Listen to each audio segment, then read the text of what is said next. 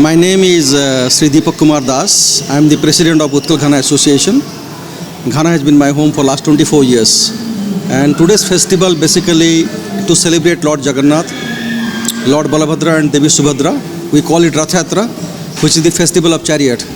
We do it once in a year in association with ISKCON in Ghana. This is our 15th year of celebration. So we are observing this is our 15th year of celebration, and it started in 2011. And this is in 15th year in continuation. It is basically to celebrate, like I told, Lord Jagannath, Balabhadra, Subhadra, and also it's also to create social harmony and also to celebrate unity in diversity.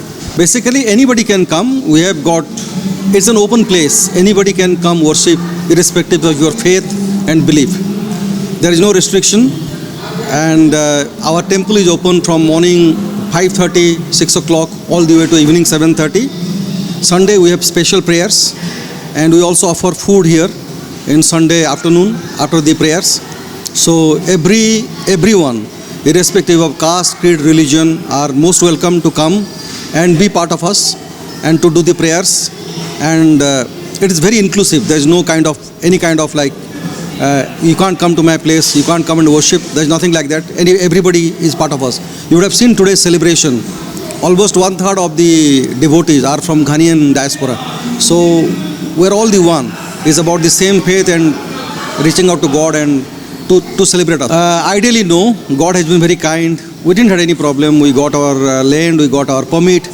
It took us around 3.5 years to complete the temple. We started in 21 and we inaugurated in 24. There was a bit of delay because of COVID. So we have to stop in between a year.